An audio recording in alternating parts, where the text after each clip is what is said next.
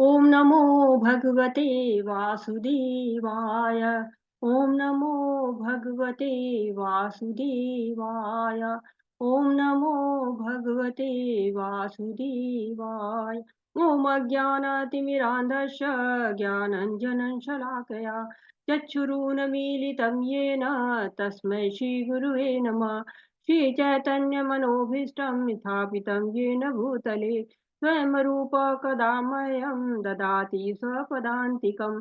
वन्देऽहं श्रीगुरु श्रीयुतपदकमलं श्रीगुरून् वैष्णवांश्च श्रीरूपं साग्रजातं सहगं रघुनाथान्वितं तं सजीवं साद्वैतं सावधूतं परिजनसहितं कृष्णचैतन्यदेवं श्रीराधाकृष्णपादान् सहगं ललिता श्रीविशाखा अन्वितांश्च।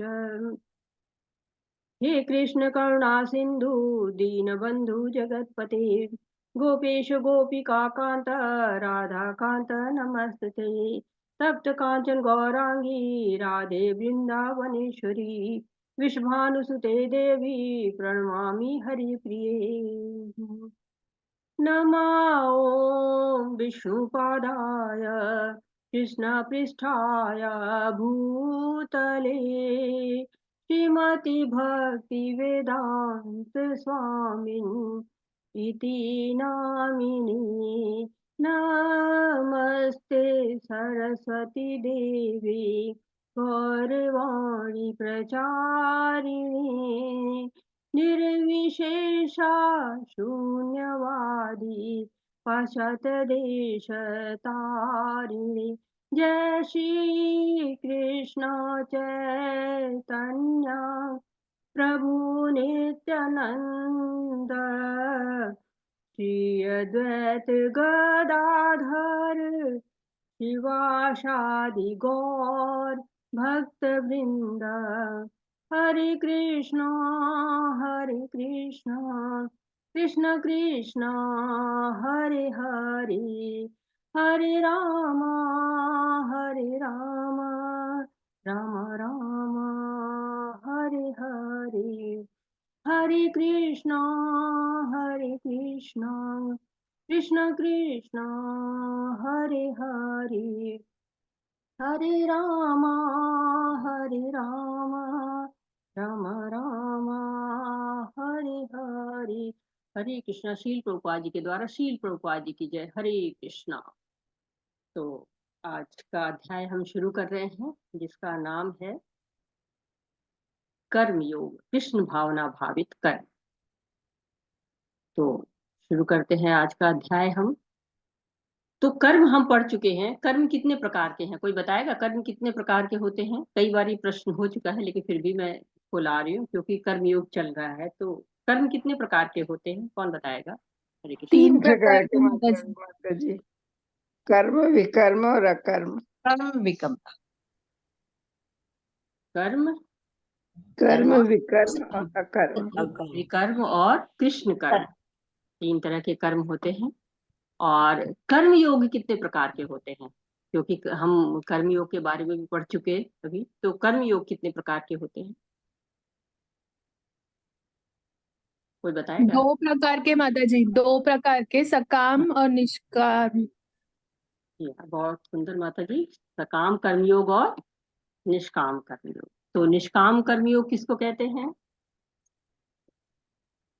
माता जी जो भगवान के लिए कर्म किया गया, बिना फल की इच्छा से किया जाता है जो कर्म। कृष्ण भावना भावित कर्म बिना फल की इच्छा के किया जाता है वो निष्काम कर्म कहलाता है। तो आज हम लोग कर्म योग कृष्ण भावना भावित कर्म के बारे में पढ़ेंगे कि कृष्ण भावना भावित कर्म हम कैसे कर सकते हैं।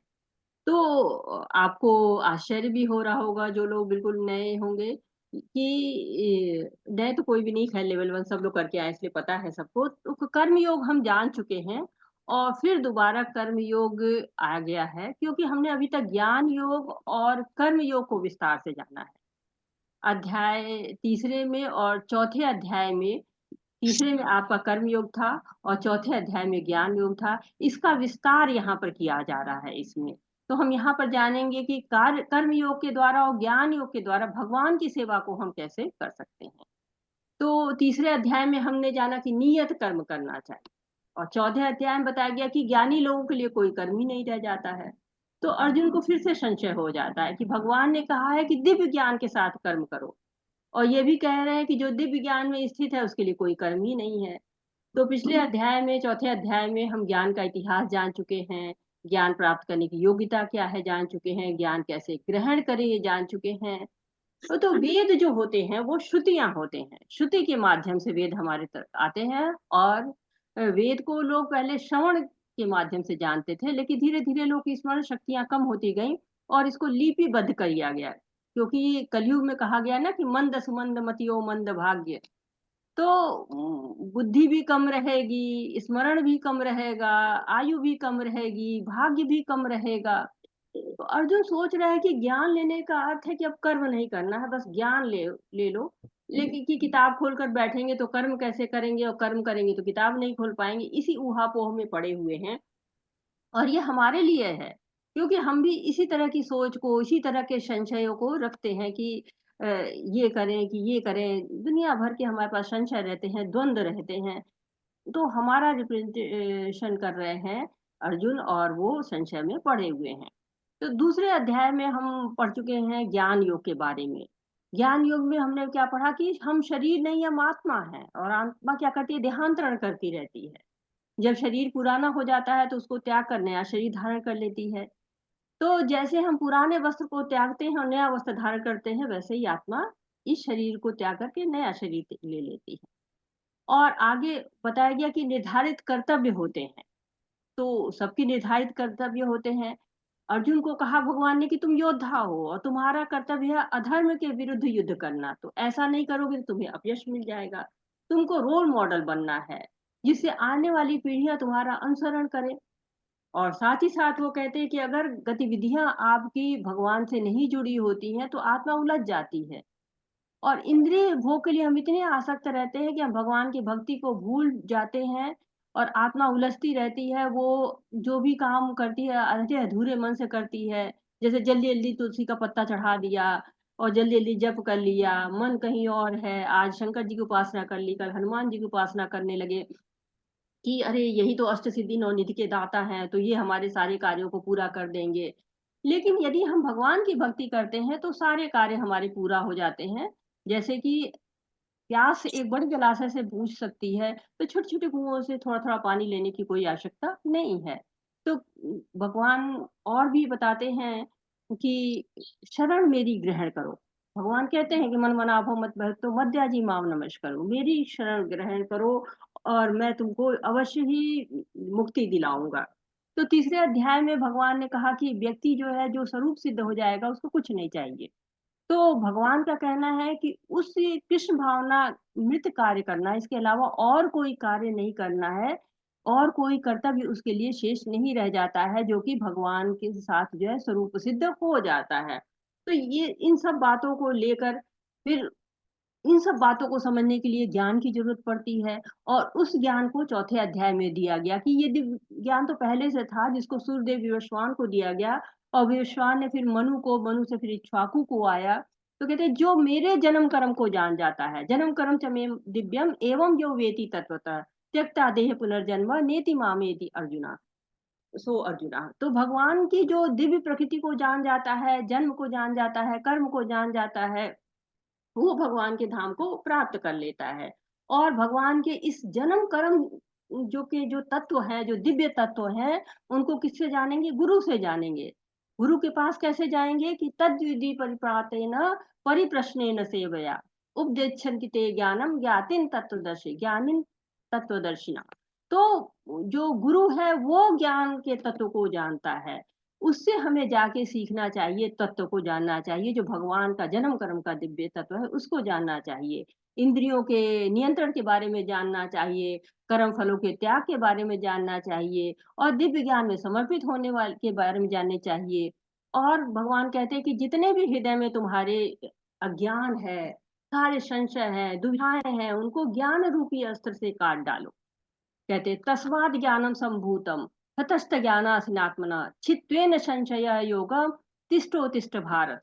कि हे भारत, हे अर्जुन, तुम योग में जो है वो खड़े हो जाओ, योग से जुड़ जाओ, और खड़े हो जाओ, युद्ध करो, ऐसा क्यों कह रहे हैं? क्योंकि अर्जुन धनुष बाण रखकर रथ पर बैठ गया है, जैसे हम पहले अध्याय में पढ़ चुके हैं।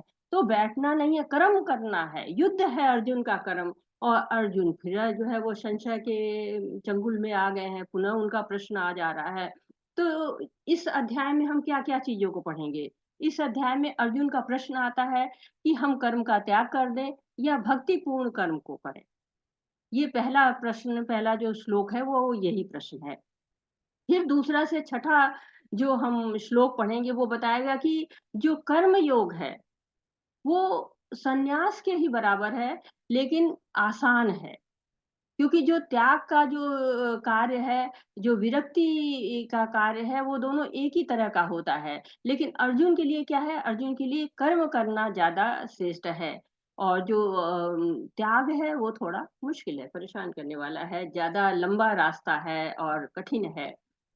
7वें श्लोक से लेकर 16 श्लोक तक कहते हैं कि अगर निष्काम कर्म योग किया जाए तो वो बंधन से मुक्ति दिलाता है। इसके बीच में हम जानेंगे कि 3 कर्ता कौन से होते हैं, आत्म साक्षात्कारी पुरुष कैसे होते हैं और इंद्रियों के वेग को हम कैसे रोकें, इन सब बातों का भी हम इसके अंदर अध्ययन करेंगे। लेकिन मुख्यतः ये होगा कि निष्काम कर्म योग जो है वो अगर करते हैं तो हम बंधन से मुक्त होते हैं। और 17 से 29वें श्लोक तक हम जानेंगे कि परमेश्वर का पर अगर हम ध्यान करते हैं तो मुक्ति मिलती है। तो ये अगर 4 भागों में इसको विभक्त किया जाए तो पहला श्लोक अर्जुन के प्रश्न से आता है कि कर्म का त्याग करें या भक्ति पूर्वक कर्म करें। दूसरे से छठे तक कर्म योग करना जो है वो आसान है, सन्यासी के बराबर है, लेकिन आसान है कर्म योग करना। और 7वें से 16वां श्लोक कहता है कि निष्काम कर्मयोग बंधन से मुक्ति दिलाएगा। और 17 से 29 श्लोक कहता है कि परमेश्वर पर ध्यान केंद्रित करने से हमको मुक्ति मिलती है। तो हम अब आगे बढ़ते हैं, इन श्लोकों को पढ़ते हैं और इन श्लोकों को समझने के प्रयास करते हैं। हरे कृष्णा। तो आप लोग में से कोई पढ़ने के इच्छुक है तो आप लोग हैंड रेज कर हरे सकते हैं। हरे कृष्ण माता जी। हरे कृष्णा। अत्रय माता जी, हरे कृष्णा। आप श्लोक पढ़ेंगे माता जी? हाँ माता जी। हर्षा माता जी अनुवाद पढ़ने के लिए हाथ उठा दिया उन्होंने, तो ठीक है, तो पढ़िए माता जी। मधु माता जी भी है, तो फर्स्ट 10 श्लोक जो है हर्षा माता जी ले लेंगी और दूसरे 10 से 11 से 20 तक मधु माता जी ले लेंगी और 21 से लेकर और 30 तक विनीता माता जी। और बढ़ते जा रहे हैं हाथ, इससे ज्यादा तो श्लोक ही नहीं है माता जी। हरे कृष्णा, सॉरी। अब श्लोक समाप्त हो चुके हैं, या तो मैं इनको 5-5 भागों में डिवाइड करूं तो अरे 5 पाँच करके दे दीजिए माता जी। हाँ वही कह सबको रहे मौका पाँच। मिल जाएगा, सबको तो मौका मिलेगा। फर्स्ट 5 हर्षा माता जी, 10 तक मधु माता जी, 15 तक विनीता माता जी, 20 तक सुभा माता जी और 25 सुमन माता जी। और तब भी खत्म हो जा रहा है, 30 तक कविता माता जी। हरे कृष्णा। ओम प्रकाश प्रभु जी और सूरी प्रभु जी, कल आपका चांस आएगा। हरे कृष्णा। तो शुरू करते हैं, आप लोग के हैंड्स डाउन कर देते हैं। हरे हरे कृष्ण माता जी। अरे कृष्णा। हाँ पढ़िए। हाँ, श्लोक भी ओम अगर कोई श्री लेना चाहता है तो ले सकता है, जो है। ओम श्री परमात्मनि नमः। अथ पंचमः अध्यायः। अर्जुन उवाच सन्न्यासं कर्मणं कृष्ण पुनर्योगं न संशसि यतयेदेकं तन्मे ब्रूहि सुनिश्चितम्। हरे कृष्णा। शिल प्रभुपाद की जय। शिल प्रभुपाद द्वारा अर्जुन ने कहा, हे कृष्णा, पहले आप मुझसे कर्म त्यागने के लिए कहते हैं और फिर भक्ति पूर्वक कर्म करने का आदेश देते हैं। क्या आप अब कृपा करके निश्चित रूप से मुझे बताइएगा कि इन दोनों में से कौन अधिक लाभप्रद है? हरे कृष्ण। हरे कृष्ण। तो ये अध्याय का आरंभ किससे हो रहा है? अर्जुन के प्रश्न से हो रहा है। भगवान ने तीसरे अध्याय में कह दिया कि जो दिव्य ज्ञान में स्थित है उसके लिए कोई काम नहीं रह जाता है, और फिर चौथे अध्याय में कह दिया कि दिव्य ज्ञान में स्थित होकर कर्म करो। तो ज्ञान प्राप्त करने के बाद हमको संन्यास लेना चाहिए या फिर ज्ञान के अनुसार कर्म करना चाहिए। तो तीसरे अध्याय में भगवान कर्म कांड से कर्म योग तक हमको लेके जाते हैं। ढेर सारे योग की चर्चा हो जाती है, जैसे कि ज्ञान योग का की भी बात आती है और कर्म कांड की बात आती है, कर्म योग की बात आती है। और फिर बताया गया, इन सब की चर्चा करने के बाद बताया गया कि भौतिक इच्छाओं को त्याग करके भगवान के लिए कर्म करना चाहिए। क्यों भगवान के लिए कर्म करना चाहिए? क्योंकि कर्मों के भोक्ता या हर चीज के भोक्ता भगवान ही है। तो अर्जुन समझ रहे हैं कि जो ज्ञान में संन्यास की बात की जा रही है, उसमें कहा जा रहा है कि सारे कार्य छोड़ दो और सारे कार्यों को छोड़ के कहीं एकांत में चले जाओ और केवल मुझ पर ध्यान करो। लेकिन वो ये नहीं समझ पाए कि हम ऐसे कर्म करो, भगवान कह रहे हैं कि ऐसे कर्मों को करो जो बंधन न बने, कृष्ण भावना भावित कर्म करो, अकर्म करो, ऐसे कर्म करो जो बंधन ही न रह जाए। और फिर भगवान उनके संशय का क्या उत्तर देते हैं? हरे कृष्णा। श्री भगवान वाचा संन्यास कर्मयोगश्च निःश्रेयस करावुभो तयस्तु कर्म संन्यासात् कर्मयोगो विशिष्यते। हरे कृष्णा। माता जी स्क्रीन थोड़ा ऊपर। हरे कृष्ण। शील प्रभुपाद की जय। श्री भगवान ने उत्तर दिया, मुक्ति के लिए तो कर्म का परित्याग तथा भक्तिमय कर्म अर्थात कर्मयोग दोनों ही उत्तम है, किंतु इन दोनों में से कर्म के परित्याग से भक्ति युक्त कर्म श्रेष्ठ है। हरे कृष्ण। तो कह रहे कि दोनों ही उत्तम है। नियत कर्म करने से, कर्म कांड से कर्म योग तक पहुंचा जा सकता है, और कर्म का त्याग करके सन्यासी बन जाए तो भी कर्म करना पड़ेगा। तो जो ज्ञान में स्थित है उसको भी कर्म करना पड़ेगा। जैसे कोई छात्र है तो उसको कॉलेज जाना पड़ेगा, एग्जाम देना पड़ेगा। कर्म के लिए भी हमें ज्ञान की आवश्यकता होती है। जो कर्म ज्ञान है, जो ज्ञान योग है, सांख्य योग है, वही हमको बताता है कि हम केवल 24 तत्व नहीं है। या फिर हम ये कहते रहे कि अहम ब्रह्मास्मि, तो हम ब्रह्म नहीं हो जाएंगे। तो हमें ये क्या करना है? हमें सिद्धि से जानने से कुछ नहीं होगा कि हम शरीर नहीं आत्मा है। उसके लिए हमको क्या करना पड़ेगा? ऐसे कर्म करना पड़ेगा कि जो हमें बंधन में न डाले, क्योंकि हम जानते हैं कि शरीर नहीं आत्मा है, लेकिन उससे हम लाभ क्या लेते हैं? उससे हमें लाभ ये लेना है कि हम सारी वस्तुएं भगवान की हैं। तो हम त्याग किस चीज को रहे हैं? जो हमारा है ही नहीं है। जब सब कुछ भगवान का है तो हमें त्यागना किसका? ये त्याग कैसा है? तो अर्जुन युद्ध को सकाम कर्म समझ रहे हैं कि अगर हम युद्ध करेंगे तो हम राज्य का सुख भोगेंगे, तो ये सकाम कर्म है। लेकिन यही युद्ध अगर भगवान के लिए किया जाता है तो वो भक्ति युक्त कर्म हो जाएगा, और भक्ति युक्त कर्म हो जाएगा तो फिर वो बंधन में नहीं डालेगा।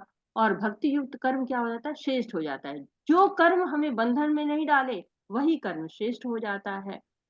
तो अपने परिवार को और समाज को त्याग किए बिना भी भक्ति का कर्म किया जाए तो वो ज्यादा श्रेष्ठ है। हम सब कुछ त्याग ही कहाँ पाते हैं? हम अगर सोच रहे हैं कि हम सब कुछ त्याग रहे हैं तो वो कहाँ त्याग पाते हैं? हवा है, पानी है, वो तो हम ग्रहण कर ही रहे हैं। और उसके साथ ही साथ जो हमारी इच्छाएं हैं वो हमको पीछा करती रहती हैं। चाहे हम जंगल में हो जाते हैं, चाहे हम अकेले रहते हैं, कहीं भी वो इच्छाएं हमारी पीछा करती रहती हैं। हमारी इंद्रियां हमेशा सक्रिय रहती हैं, वो और चाहिए की जो है वो भावना में रहती हैं। तो हमें श्रेष्ठ क्या है कि हम ऐसे कर्म करें जो भगवान के लिए कर्म हो, कृष्ण भावना भावित कर्म हो। हरे कृष्ण।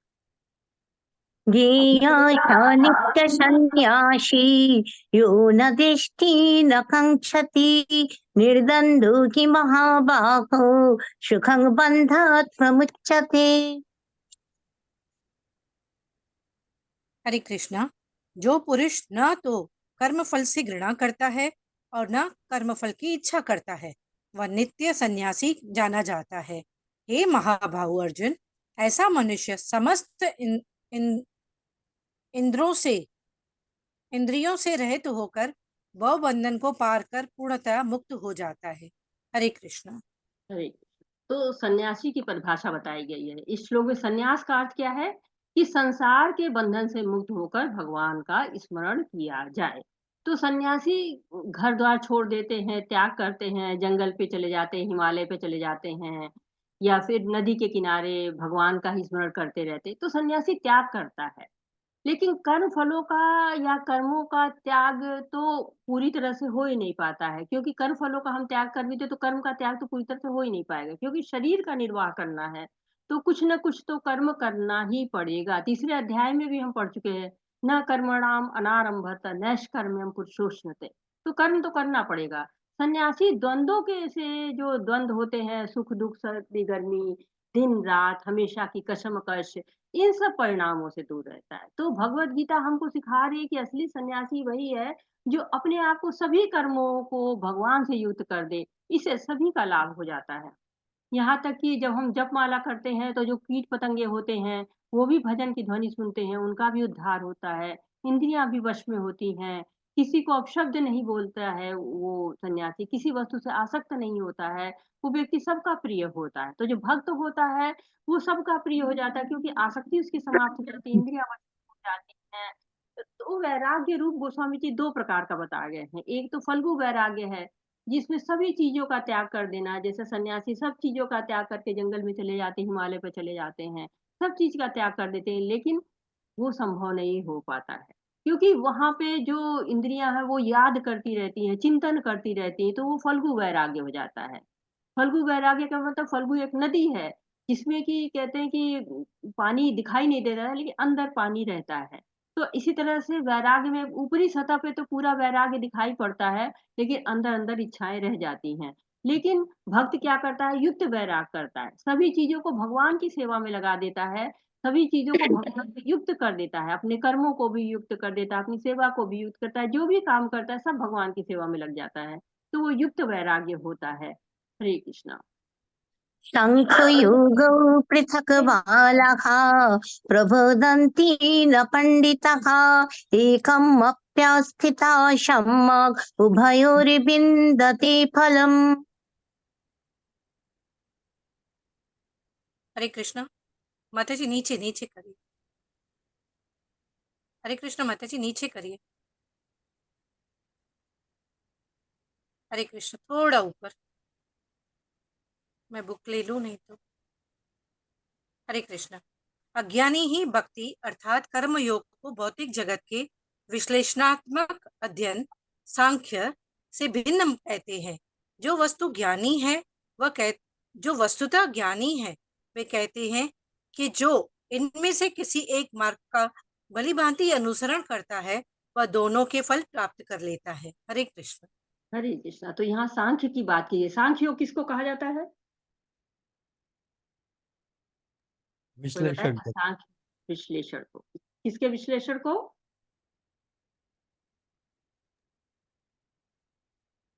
ज्ञान का भौतिक जगत के विश्लेषण।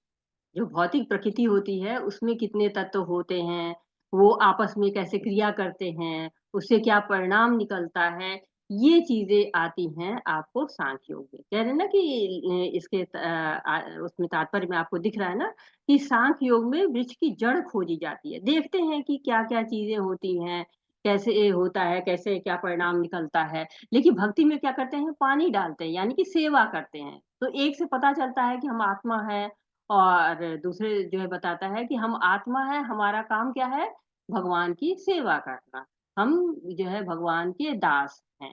तो एक में विरक्ति बताई जा रही है और दूसरे में भगवान से आसक्ति बताई जाती है। तो सांख्य योग विरक्ति के बारे में बात करता है और भक्ति योग आसक्ति के बारे में बात करता है, लेकिन दोनों हमको भगवान की तरफ ले जाते हैं। तो ज्ञानी जब भक्तों के संपर्क में आता है तो भक्त बन जाता है। जैसे सुखदेव गोस्वामी थे, वो ज्ञानी थे, लेकिन व्यास जी के संपर्क में आके उन्होंने भागवतम सुनी और वो भक्त बन गए। तो सांख्य में क्या है कि आनंद नहीं आता है किसी चीज का। आप भौतिकता का, आप ये इतने तत्व हैं, ये इतने तत्व हैं, इनसे ये बन रहा है, इनसे वो बन रहा है, तो क्या आनंद नहीं आता है। लेकिन जब सेवा करते हैं तो वो सारा भगवान की सेवा में कितना आनंद है, भगवान की जो है अर्च विग्रह में कितना सुख मिलता है उसको आनंद देके। भगवान के लिए जब हम कोई भी भोग बनाते कितने आनंद में आते, तो सेवा में हमें आनंद मिलता है। हरे कृष्ण। यत्शङ्खै प्रप्यति स्थानम् तद्योगैरपि गम्यते एकं शङ्खं च योगं च य पश्यति स पश्यति। हरे कृष्णा। जो यह जानता है कि विश्लेषणात्मक अध्ययन अर्थात सांख्य द्वारा प्राप्य स्थान भक्ति द्वारा भी प्राप्त किया जा सकता है, और इस तरह जो सांख्य योग तथा भक्ति योग को एक समान देखता है वही वस्तुओं को यथारूप में देखता है। हरे कृष्ण। हरे कृष्णा। तो क्या बता रहे हैं कि जो यह जानता है, या विश्लेषणात्मक अध्ययन जो सांख्य होता है, सांख्य द्वारा हम जिन जिन चीजों को प्राप्त करते हैं, हम उन चीजों को भक्ति से भी प्राप्त कर सकते हैं। यानी कि सांख्य योग से जो परिणाम हमको प्राप्त होता है, जो फल हमको प्राप्त होता है, जिस स्वार्थ से, जिस लालच से हम सांख्य योग का प्रयोग करते हैं, वो हमें भक्ति द्वारा भी मिल सकता है। जब शुरू शुरू में जब हम प्रारंभ में जाते हैं भगवान की भक्ति में, भगवान को जानना चाहते हैं, तो हमें ज्ञान की जरूरत पड़ती है। तब हमें ज्ञान आवश्यक लगता है, क्योंकि उस अवस्था में हम भगवान को ज्ञान के द्वारा जानते हैं। अभी हमारे अंदर उतना भगवान के प्रति श्रद्धा नहीं होती, तो ज्ञान के जानने के बाद हमें क्या होता है, धीरे धीरे श्रद्धा उमड़नी शुरू होती है। लेकिन बाद में क्या होता है, सांख्य योग हो, भक्ति योग हो, सब साथ साथ चलता है। जैसे पहले हम जप करते हैं, फिर भगवान की सेवा करते हैं, बाद में सेवा और जप दोनों चलता रहता है। तो उसी तरह से सांख्य योग भी और भक्ति योग दोनों चलता रहता है। तो प्रारंभ में क्या होता है, हम सत्य, सत्य यानी कि शाश्वत, और चित्त ज्ञान का पता चलता है। तो जो ज्ञान योग होता है उसमें सत्य और चित्त दो चीजें हमारे पास रहती हैं। जब हम भक्ति करते हैं, मतलब सत्य मतलब जो भगवान की शाश्वतता, आत्मा की शाश्वतता, और आत्मा नित्य है, भगवान भी नित्य है, ये सब पता चलता है हमको। लेकिन जब हम भक्ति करते हैं तो सच्चित आनंद, आनंद भी साथ में जुड़ जाता है। तो जो चीजें हमें मिलती हैं सांख्य से, वही चीजें हमको मिल जाती हैं भक्ति से भी। तो जो इस रूप में जानता है, जो भक्त इस रूप में जानता है कि हमें सांख्य योग और भक्ति योग एक समान है, बल्कि भक्ति में हमें आनंद की प्राप्ति होगी, ये वस्तु को उस रूप में दिखता है जिस रूप में वो है। हरे संन्यसस्सु महाबाहो दुःखमाप्तुम् अयोगतः योगयुक्तमुनिर्ब्रह्म न चिरेणाधिगच्छति। मधु माता जी। हरे कृष्णा माता जी। हरे कृष्णा। प्रभुपाद जी की जय। शिल प्रभुपाद जी के द्वारा भक्ति में लगे बिना केवल समस्त कर्मों का परित्याग करने से कोई सुखी नहीं बन सकता, परंतु भक्ति में लगा हुआ विचारवान व्यक्ति शीघ्र ही परमेश्वर को प्राप्त कर लेता है। हरे कृष्णा। हरे। तो कर्म योग से हम इंद्रियों से भगवान की सेवा करते हैं, और जब हम ज्ञान योग में सेवा करते हैं भगवान की, तो वो बुद्धि से सेवा करते हैं। और जब अष्टांग योग से हम सेवा करते हैं तो हम मन से सेवा करते हैं। और जब भक्ति योग में सेवा करते हैं तो हम इंद्रिय, बुद्धि और मन तीनों से भगवान की सेवा करते हैं। तो इस तरह से यदि हम भक्ति योग कर रहे हैं तो सारे योगों का फल हमको प्राप्त हो रहा है, जो भक्ति योग से प्राप्त होता है। जैसे कि किसी के पास यदि 100 रुपए का नोट होता है, तो उससे आप 10 रुपया मांगे, 20 रुपया मांगे, तो आपको दे देगा, क्योंकि उसके पास है। लेकिन जिसके पास 10-20 रुपए है, उससे अगर आप 100 रुपया मांगेंगे तो वो नहीं दे पाएगा। तो इसी तरह से भक्ति योग में तीनों चीजें, इंद्रियों से भी, बुद्धि से भी, मन से भी भगवान की सेवा हो रही है। जबकि कर्म योग में केवल इंद्रियों से भगवान की सेवा हो रही है, ज्ञान योग में केवल बुद्धि से भगवान की सेवा हो रही है, अष्टांग योग में केवल मन से भगवान की सेवा हो रही है। तो जो आनंद सुख मिलता है सेवा में, वो भगवान के, जैसे ही हम सारे कार्य छोड़ के यदि हम बैठ जाते हैं तो उस दिन हम खुश नहीं रहते। जिस दिन भक्त जो है वो भगवान की सेवा नहीं कर पाता है, भगवान की भोग नहीं लगा पाता है, भगवान के अर्च विग्रह की सेवा नहीं करता, उस दिन वो खुश नहीं हो पाता है। क्योंकि आत्मा भगवान की दास है, और जब वो कृष्ण की सेवा करती है तभी वो आनंद में आती है। और अब हम जब आगे 7वें श्लोक से आगे बढ़ते हैं, 12वें श्लोक तक जाएंगे, तब हम पढ़ पाएंगे कि योग युक्त जो लोग होते हैं उनके क्या लक्ष्य होते हैं। हरे कृष्ण। क्या लक्षण उनके हैं वो हम अब पढ़ेंगे। हरे कृष्ण। योगयुक्तो विशुद्धात्मा विजितात्मा जितेन्द्रियः सर्वभूतात्मा भूतात्मा कुर्वन्नपि न लिप्यते। हरे कृष्णा। जो भक्ति भाव से कर्म करता है, जो विशुद्ध आत्मा है और अपने मन तथा इंद्रियों को वश में रखता है, वह सबों को प्रिय होता है और सभी लोग उसे प्रिय होते हैं। ऐसा व्यक्ति कर्म करता हुआ भी कभी नहीं बनता। हरे कृष्णा। हरे कृष्णा। तो योग युक्ता के क्या क्या लक्षण बताए गए?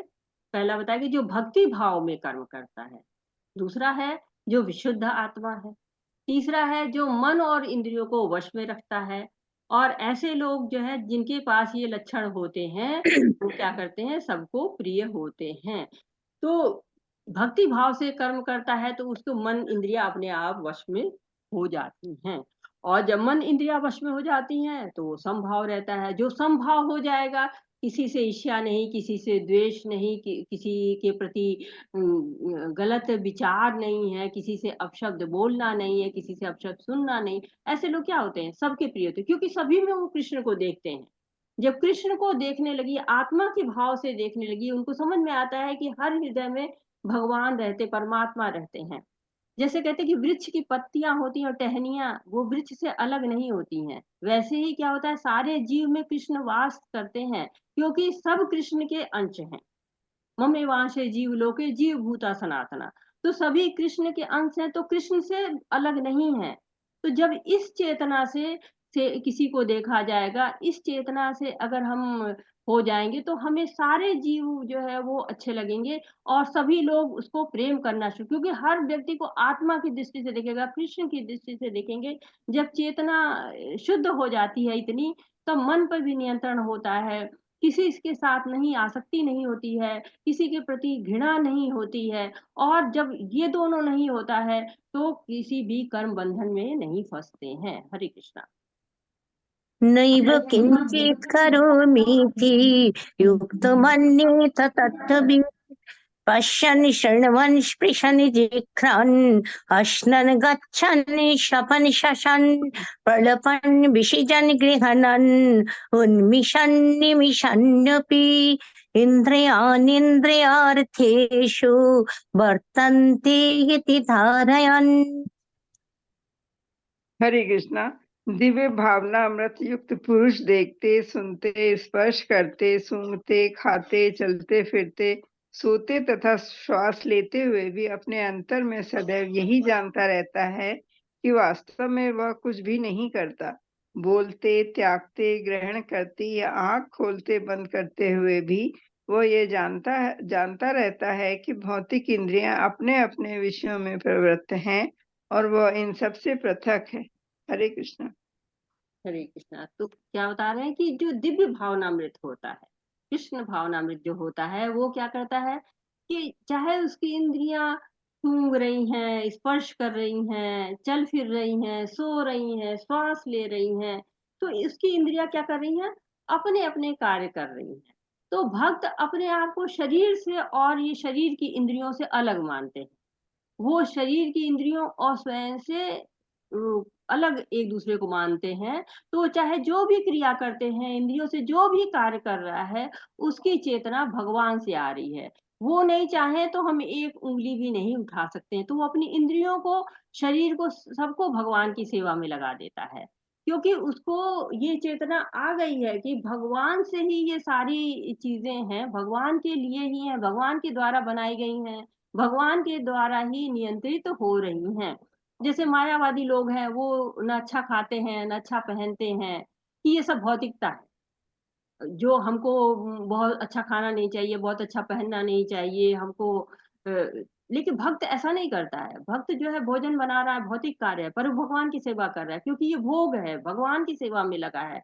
तो जाता है बाजार, अच्छी अच्छी चीजों को खरीदता है, अच्छी अच्छी चीजों को लेके आता है कि नहीं, हमें भगवान की सेवा करनी, भगवान को अच्छा खिलाना है। और उसके परिणाम स्वरूप क्या होता है, उसको अच्छा अच्छा प्रसाद जो है वो ग्रहण करने को मिलता है।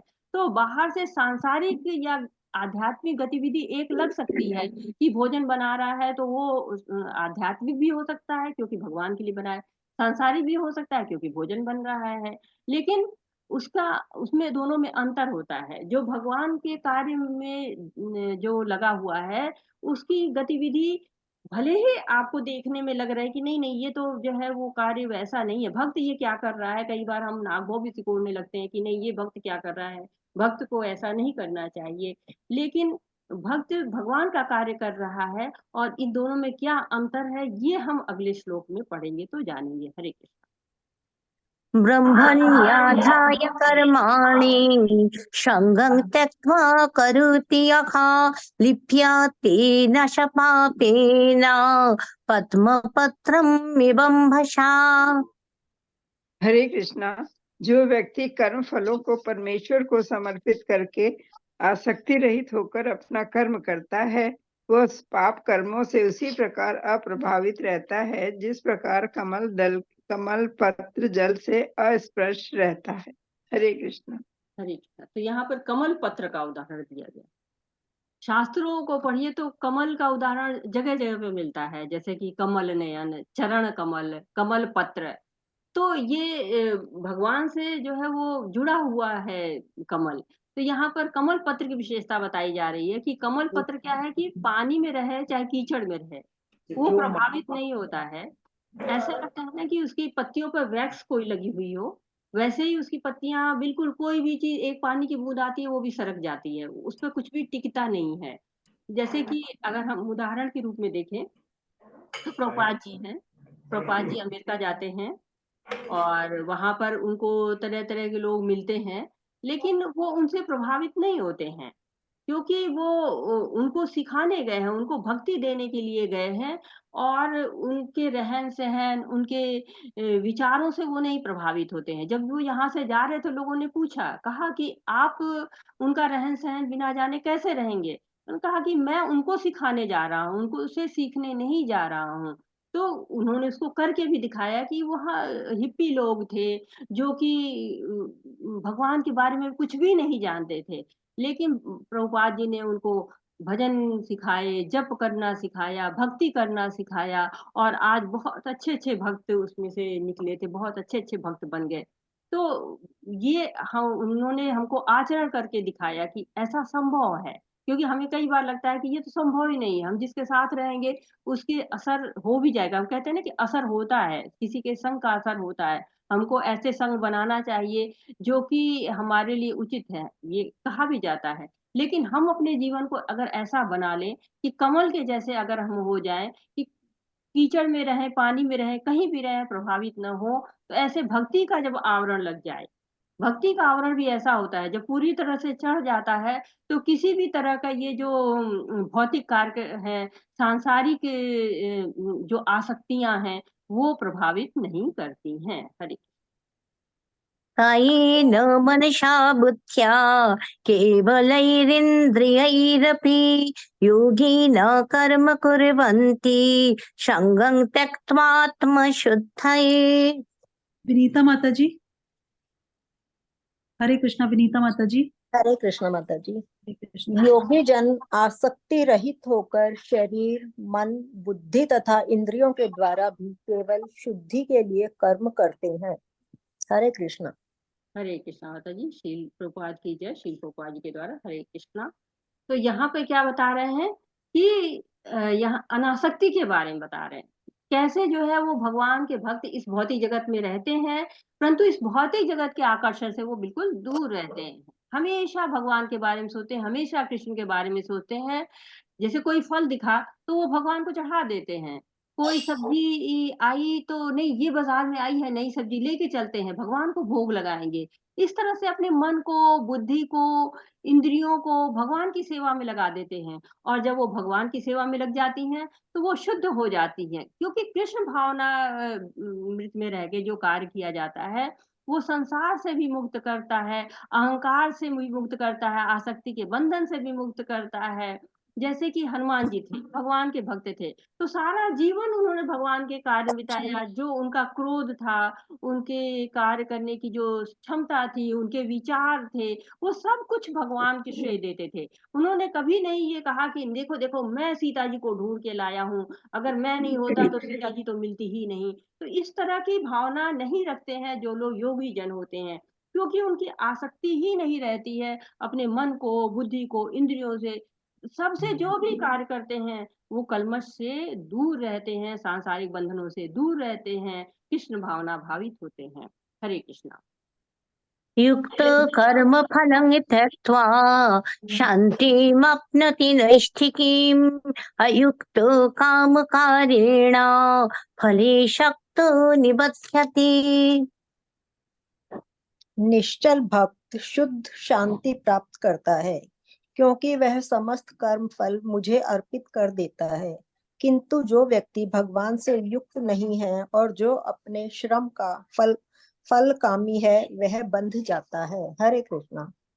हरे कृष्णा। तो क्या कहते हैं कि भगवान का भक्त क्या चाहता है? शांति चाहता है। बहुत सुंदर विचारधारा है। सभी लोग चाहते हैं कि हम शांत रहें। भले उसको स्वीकार नहीं करना चाहते हैं। शांति आएगी कैसे ये समझ में नहीं आता है। शांति कैसे रहेगी ये समझ में नहीं आता। शांति चाहते सब लोग हैं।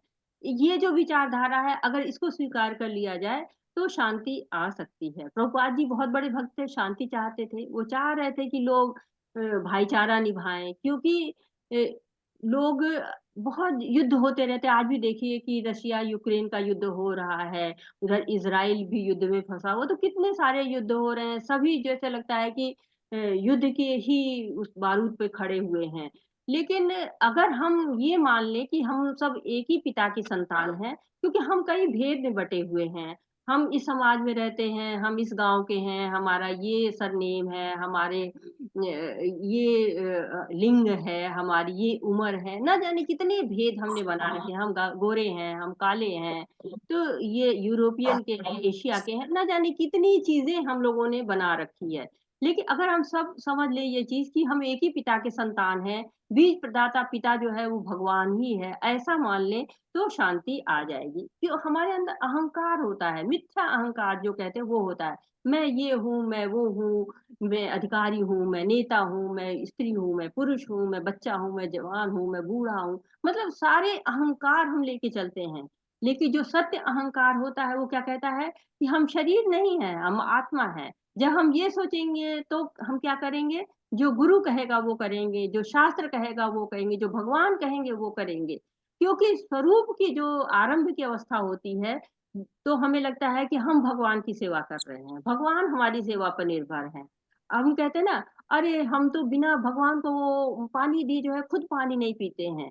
तो क्या होता है कि हम अपने आप को ऊपर रखते हैं, भगवान को पीछे रखते हैं।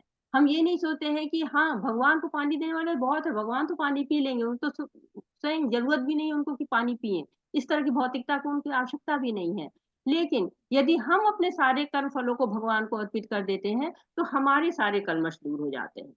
तो कर्म योग की और कर्म की तुलना हुई है कि आसक्ति रहित जब कर्म होता है तो वो मुक्ति देता है, और आसक्ति के युक्त जब कर्म होता है तो वो क्या करता है, हमको कर्म बंधन में डालता है। तो हमारी चेतना जो ऐसी बना लेते हैं हम, उसी पर हमारी मुक्ति भी निर्भर होती है और उसी पर हमारा बंधन भी निर्भर होता है। तो अब जो बहुत महत्वपूर्ण श्लोक आ रहे हैं, जिसमें कि 3 श्लोकों में बताया जाएगा कि 3 कर्ता कौन-कौन से होते हैं। तो हम समझते हैं इसको। हरे कृष्णा।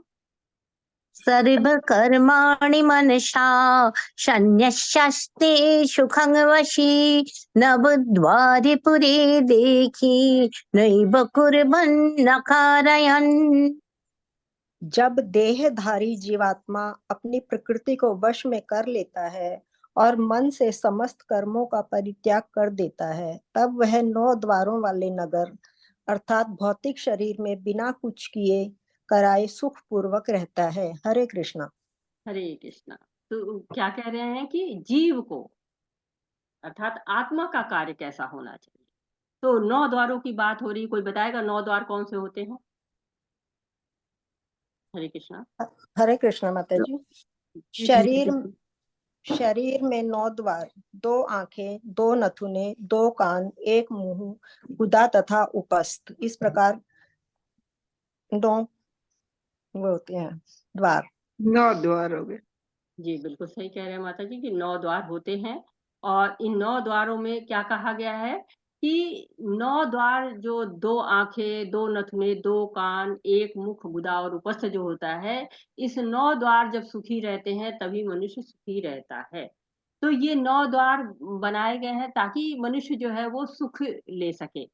तो जब हम प्रकृति के गुणों के अनुसार जब हम कार्य करते हैं, सतोगुण में, रजोगुण में या तमोगुण में, तब क्या होता है, तब हमारे ये 9 द्वार सुखी नहीं होते। परंतु जब हम इन गुणों से ऊपर उठ के कम से कम सतोगुण में पहुँच जाते हैं और मन से सभी आसक्तियों को त्याग कर देते हैं, क्योंकि मन यदि भगवान में लग जाए तो मन ही को लगाना है। येन केन प्रकारेण मनः कृष्णा निवेशितः। तो मन को कृष्ण में लगाएँ, जैसे भी लगे। जब हमारे ये लक्ष्य हो जाता है कि मन को कृष्ण में लगाना है, तो हमारी जो कर्मों की दिशा और दशा सब बदल जाती है। तो जैसे अभी हम शॉपिंग करने जाते हैं तो जो भी चाहिए, मुझे ये चाहिए, ये घर में होना चाहिए, उसके लिए ज़्यादा चाहिए, उसके लिए कम चाहिए, ऐसे जब हम सोचते हैं, लेकिन जब हम दिशा बदलते हैं तो क्या होता है, भगवान को ठंड लग रही होगी, ऊन खरीद लेते हैं, स्वेटर बना दे, भगवान पे ये मोर पंख अच्छा लगेगा। तो भागवतम में भी इन 9 द्वारों का वर्णन किया है। नारद ने, एक राजा थे महर्षि, उनको उपदेश करते समय पुरंजन की कथा सुनाई थी। और पुरंजन कोई और नहीं है बल्कि हम ही हैं। बहुत लंबी कथा है ये, 4थे स्कंद में रहते हैं। तो वो वहां पर भी कहते हैं कि सप्तो परिकृता द्वारा पुरस्त शास्त्रस्तु द्वे अधा पृथ्वीश गत्यर्थ तस्याम य कश्चनेश्वर। तो इस नगर में क्या होता है कि 7 द्वार होते हैं। शरीर में ऊपर की वो 7 द्वार होते हैं, जो 2 आंखें होती हैं, 2 नासिका, 2 कान, 1 मुंह, ये जो है वो 7 द्वार ऊपर होते हैं, और 2 भूमिगत यानी कि गुदा और उपस्थ। तो बता रहे हैं कि इस उपमा से कि जीव भौतिक ऐश्वर्य को सुख लेना चाहता है, जिसके लिए प्रकृति ने ये विभिन्न द्वार बनाए हैं, जिसका उपयोग करके वो इंद्रिय तृप्ति को प्राप्त करना चाहता है। लेकिन यही जो 9 द्वार होते हैं, यही बंधन के कारण भी बन जाते हैं। हरे कृष्णा। कैसे पढ़ते हैं ये हम आगे के श्लोक में देखते न कर्ते त्वं न कर्माणि लोकस्य प्रभुः न कर्म फल संयोगं स्वभावस्तु प्रवर्तते। शरीर रूपी नगर का स्वामी देहधारी जीवात्मा न तो कर्म का सृजन करता है, न लोगों को कर्म करने के लिए प्रेरित करता है, न ही कर्म फल की रचना करता है।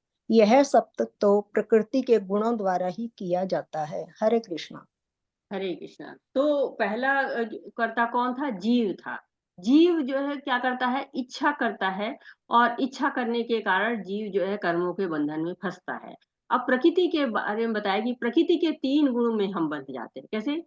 एक विशेष गुण का जो हम उपयोग करते हैं, जैसे हम सतोगुण, रजोगुण, तमोगुण, जिस गुण में हम रहते हैं उसी के अनुसार प्रकृति हमको काम कराने लगती है। जैसे कि प्रकृति क्रियामाणानि गुणे कर्माणि सर्वशु। तो जैसे हम हाथी हैं तो हम ज्यादा खाएंगे, चींटी है तो कम खाएगी, घोड़ा है तो घास खाएगा, घास के साथ साथ चना भी खा लेगा। तो मनुष्य इस प्रकृति के द्वारा ही बद्ध है, उसको वैसे ही कार्य करने पड़ते हैं। लेकिन जीव जो है अहंकार वश अपने आप को कर्ता मानता है, और इस भव सागर में संघर्ष करते रहता है। समुद्र में चले गए तो लहरें जो है वो क्या करेंगी कि वो नचाएंगी हमको, उन लहरों पे हमारा कोई अधिकार नहीं होता है, कोई वश नहीं चलता है। वैसे ही प्रकृति क्या करती है, उस पे हमारा वश नहीं चलता है। और उसमें हमको कौन बचा सकता है? जो इस भवसागर के बाहर हो। और उस भवसागर के बाहर कौन है? भगवान है। स्वयं भगवान भी कहते हैं कि देवी हेषा गुणमयी मम माया दुरात्या मामेव ये प्रपद्यन्ते माया मित्ता तरन्ति ते। जो मेरी ये देवी है, जो माया है, ये बहुत ही गुणमयी है, और ये क्या करती है, इसके बंधन से कोई नहीं बच सकता है। मैं बचा सकता हूँ क्योंकि मेरी उनकी शक्ति है। तो जो उनके शरण में आ जाता है उसको वो बचा लेते। तो जीव क्या करता है? इच्छा करता है, और उसको प्रकृति के गुण के अनुसार वो कार्य, उस कार्य को करता है। तो पहला कर्ता जीव हो जाता है, और दूसरा कर्ता क्या हो जाता है? प्रकृति हो जाती है, क्योंकि वो संसाधन देती है, वो गुणों के अनुसार वो हमको आगे कैरी फॉरवर्ड करती है उस इच्छा को। हरे कृष्ण। आगे पढ़ते हैं हम। न दत्ते कश्चित् पापं न चैव सुकृतं विभुः अज्ञानेनावृतं ज्ञानं तेन मुह्यन्ति जन्तवः। परमेश्वर न तो किसी के पापों को ग्रहण करता है, न पुण्यों को, किंतु सारे देहधारी जीव उस अज्ञान के कारण मोहग्रस्त रहते हैं, जो उनके वास्तविक ज्ञान को आच्छादित किए रहता है। हरे कृष्णा। हरे कृष्णा। तो पहला कर्ता जीव हो गया जो इच्छा करता है, दूसरा कर्ता प्रकृति है जो कि संसाधन जुटाती है, जो आपको ऑप्शंस देती है, और तीसरा कर्ता भगवान है जो अनुमति देते हैं। तो इसका अर्थ है कि 3 कर्ता है। तो पाप पुण्य तीनों को लगेगा, क्योंकि 3 कर्ता हो गए तो क्या पाप पुण्य तीनों को लगेगा? हरे कृष्णा। किसको पाप लगना चाहिए? जब कर्ता 3 हो गए तो पाप कितनों को लगना चाहिए और किसको लगेगा? हरे कृष्ण। जीव को। जीव को। क्यों माता जी? काम तो तीनों कर रहे हैं, प्रकृति भी काम कर रही है, जीव भी काम कर रहे हैं, और परमात्मा अनुमति दे रहे हैं। जीव तो बहुत एकदम फंस जाता है ना, बहुत कार्य करने में, उसमें फंस जाता है, इसलिए तो इच्छा जीव करता है। हरे कृष्ण। इच्छा इच्छा जीव। जीव। और कोई आंसर आ रहा है? हरे कृष्णा। जीव इच्छा करता है माता जी, तो कैसे फंसता है जीव? काम तो प्रकृति कर रही है, प्रकृति संसाधन जुटा रही है, अनुमति भगवान दे रहे हैं, तो कैसे जीव फंस जा रहा है? माता जी प्रकृति तो दे रही है ना, इंसान जो है वो इच्छा कर रहा है। प्रकृति तो हमें दे रही है, वो इच्छा तो नहीं कर रही ना। जी जी हरे कृष्ण। हरे कृष्ण जी। हरे बहुत कृष्णा माता जी, जीव अपनी इच्छा रखता है इसलिए मोहग्रस्त हो जाता है, इसीलिए जो है जीव कही आता है इसमें। हरे कृष्ण माता जी। जी माता जी, जीव इच्छा कर रहा है इसलिए भगवान जी उसकी अनुमति दे रहे हैं और प्रकृति साधन जुटा रही है। जी हाँ, बिल्कुल सही कह रहे हैं आप लोग जी। कि मतलब तीनों करता है, तो इच्छा पाप पूर्ति पुण्य तीनों का नहीं है। जी हाँ माता जी, कि नहीं, भगवान जो है वो पाप पुण्य के जिम्मेदार नहीं होते, क्यों? भगवान उससे अप्रभावित रहते हैं। हम सामान्य भाषा में कह सकते हैं ना कि भगवान की इच्छा के बिना तो पत्ता भी नहीं हिलता है। पर माया के कारण हम स्वामित्व जो है पाना चाहते हैं, प्रभुत्व जमाना चाहते हैं, इस कोशिश में हम फंसते चले जाते हैं। जो हमें सूक्ष्म स्वतंत्रता जो हमें मिली है ना, उसके दुरुपयोग के कारण हम जो है दुख भोगते हैं। और भौतिक कार्य में देखिए, जब हमें सफलता मिलती है तो हम क्या कहते हैं? हमारे कारण मिली है। तो हम मानते ही नहीं कि कोई और कारण भी है। हम मानते हैं कि इच्छा भी हमारी है और पूर्ण भी हमने किया है। तो जो भगवान को अगर हम कारण मानते हैं और भगवान अनुमति देते हैं, तो अगर हम ये करके भगवान की इच्छा के अनुसार, शास्त्रों की इच्छा के अनुसार, गुरु साधु संघ के अनुसार, शास्त्र के अनुसार कार्य करते हैं, तब तो हमें ये बंधन नहीं लगता। लेकिन क्या भगवान अनुमति देते हैं, लेकिन वो फलों के उत्तरदायित्व नहीं है। जैसे कि अगर आपको कोई कहता है कि गलत काम आप कर लीजिए और आप कर लेते हैं, और जेल कौन जाएगा? आप तो वो तो जाएगा नहीं जिसने कहा कि आप कर लीजिए। कौन जेल जाएगा? हाँ, वो जिसने गलत काम किया है। तो उसके लिए कोई ना सरकार जिम्मेदार होती है, न्यायाधीश जिम्मेदार होता है, कोई जिम्मेदार नहीं, क्योंकि आपने गलत काम किया है, इच्छा आपकी है, तो जेल भी आप ही जाएंगे। ऐसे ही जैसे कि कई लोग इस बात को कहते हैं कि अनुमति क्यों दे दी भगवान ने? भगवान तो जान रहे थे कि हमने गलत काम किया है, करने जा रहे हैं, तो भगवान को अनुमति नहीं देनी चाहिए। तो भगवान अनुमति इसलिए देते हैं क्योंकि जो हमें सूक्ष्म स्वतंत्रता प्राप्त है, उसके कारण भगवान अनुमति दे देते हैं कि ठीक है। ऐसा नहीं कि वो गलत काम करने आप जा रहे हैं तो बहुत खुश होके देते हैं, ऐसा नहीं। जैसे माताएं हैं, अब बच्चा चिल्ला रहा हाथ कि नहीं नहीं, मुझे तो इस चाकू से ही खेलना है, मैं तो इसी से खेलूंगा, वो हाथ पैर पटक रहा, खा नहीं रहा, पी नहीं रहा है, रो रहा है, गा रहा है, तो माँ कहती ठीक है, तू ये चाकू ले ले, एक बार कट जाएगा तेरा हाथ, समझ में आ जाएगा कि तुझे कि ये चाकू काटता है। तो इस तरह से भगवान भी कहते हैं कि ठीक है, अगर तुम बहुत जिद कर रहे हो, तुम नहीं मान रहे हो, तो जाओ करो। ऐसे भगवान न चाहते हुए भी अनुमति दे देते हैं, इसलिए वो फलों के उत्तरदायित्व उनके ऊपर नहीं रहते हैं। तो माता है या पिता है, वो किसी गलत काम के लिए बहुत खुश होके नहीं अनुमति देता है, दुखी होके देता है। वैसे भगवान भी दुखी होके अनुमति देते हैं, और वो इन फस्तों में, इन द्वंद्वों में, इसके कर्म फलों में किसी में भी फंसते नहीं हैं। हरे कृष्ण। ज्ञानेन तो तु तदज्ञानम् येषां नशितं मत्मनः तेषामधीतवत् ज्ञानं प्रकाशयति तत्परम्। सुमन खुल्लार माता जी। हरे कृष्णा माता जी, हरे किंतु कृष्णा। जब कोई उस ज्ञान से प्रबुद्ध होता है जिससे अविद्या का विनाश होता है, तो उसके ज्ञान से सब कुछ उसी तरह प्रकट हो जाता है जैसे दिन में सूर्य से सारी वस्तुएं प्रकाशित हो जाती हैं। हरे कृष्णा माता जी।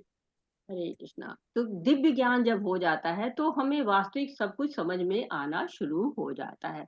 जब ज्ञान आता है तो अज्ञान समाप्त हो जाता है। जैसे भौतिक ज्ञान है, उसको भी अविद्या कहा गया है। तो शास्त्रों के अनुसार जो लोग कहते हैं कि गलत अर्थ निकालते हैं, जो भगवत गीता की टीकाएं हैं गलत अर्थ निकाल के लिखी गई हैं, तो उसको भी अविद्या कहा गया है।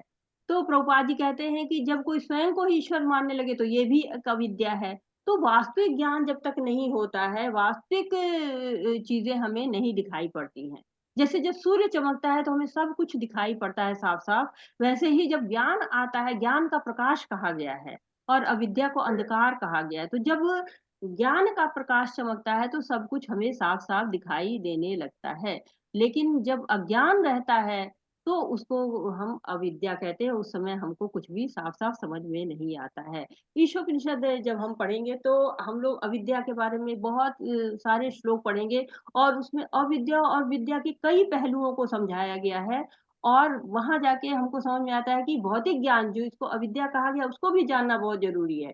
क्योंकि जब तक हम जैसे कि कार चलानी है, अब कार चलानी भले ही अविद्या कही गई है, भौतिक ज्ञान कहेंगे आप अविद्या कही जाएगी, लेकिन अगर हम कार चलाना जानते हैं, तो हम उस पर बैठ के अगर मंदिर को जाते हैं, तो क्या होता है? वो भी हमारे भगवान के कार्य में लग जाती है, तो वो अविद्या भी हमें भगवान के कार्य में लग के और हमें भगवान का कार्य कराती है, भगवान की सेवा को कराती है। तो वहाँ पे बताया गया कि जो भौतिक ज्ञान हमें भगवान के कार्य के लिए लग जाए, उसको भी उपयोगी वहाँ पर माना गया है। लेकिन अगर हम ऐसे विद्या को लेते हैं जिसमें स्वयं को ही भगवान मानने लगे या भगवान को ही न माने, तो ये अविद्या की श्रेणी में आता है। हरे कृष्णा।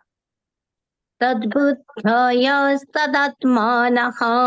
तन्निष्ठा तत्परायणः गच्छन्त्य पुनरावृत्तिं ज्ञाननिर्धूतकल्मषः।